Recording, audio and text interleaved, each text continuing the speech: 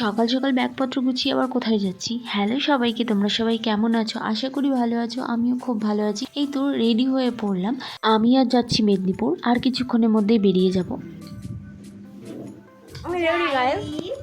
দুদিন আগে থেকে ব্যাগটা গুছিয়ে রাখছিলাম, কিন্তু যাওয়ার আগে খুঁটিনাটি কিছু থেকেই যায়, সেগুলোকে গুছিয়ে এইবার বাসে উঠে পড়লাম। প্রতিদিন একটা করেই বাস ছাড়ে দুপুরবেলা শিলিগুড়ি জাংশন থেকে। তো আমরা সিট আগে থেকেই বুক করে রেখেছিলাম। যেহেতু বাজার গরম আছে, সেই কারণে সিটটা আমাকে এক সপ্তাহ আগেই বুক করে রাখতে হবে, নাহলে সিট পাওয়া যায় না। এখন বাসটা 10-15 মিনিটের জন্য কোথাও এসে ধাবাতে দাঁড়ালো।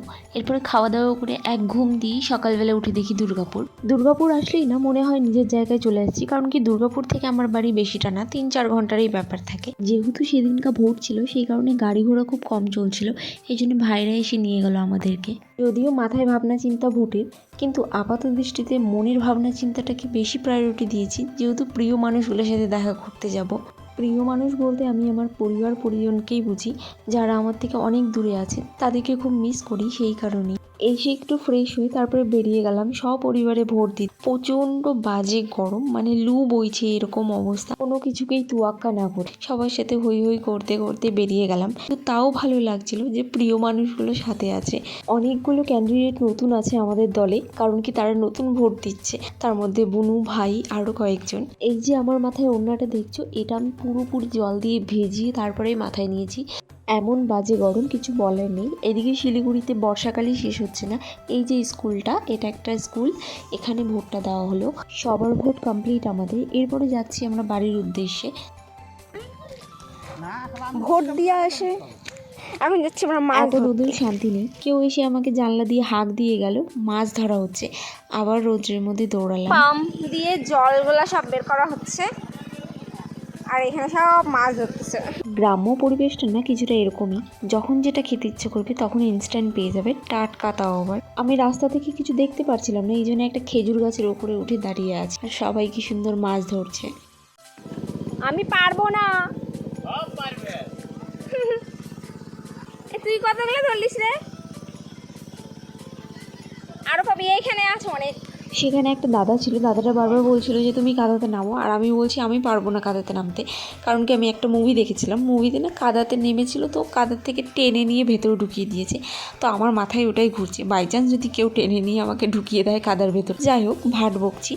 এরপরে আমরা বাড়ি যাচ্ছি। অনেক কাদা মাখামাখি হলো, অনেক মাছ ধরা হয়েছে। চলো মাছগুলো তোমাদেরকে একটু দেখাই। যেহেতু এই বাঁধে মাছ চাষ করা হয়, বড় মাছগুলো সব ধরা হয়ে গেছে, এখন শুধু ছোট ছোট মাছগুলো ছিল। ফুলতলা, এখানে একটা তেঁতুল গাছ আছে, ওই যে ওখানে, ওই যে গাছটা, ওটা তেঁতুল গাছ।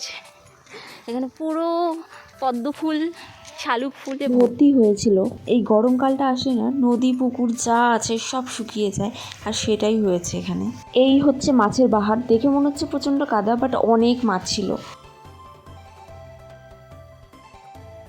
এই যে আমাদের বাড়ি, চলো তোমাদেরকে পরিচয় করিয়ে দিই। এটা হচ্ছে মাটির 3 তলা বাড়ি, পশ্চিম মেদিনীপুরে আমাদের বাড়ি। আর এই বাড়িতে আসার জন্য আমাকে হাজার তপস্যা করতে হয়।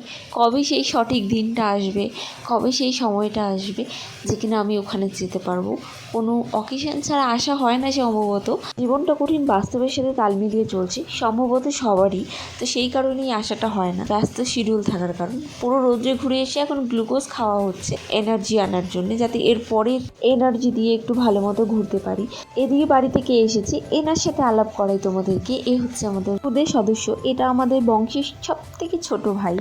তোমরা যদি ভাবো যে এই সদস্যটা একদম বোকা চুপচাপ, তোমরা ভুল ভাবছো। এই বাবু মশাইকে নিয়ে ঘোরাতে হবে, তাহলে উনি চুপচাপ থাকে।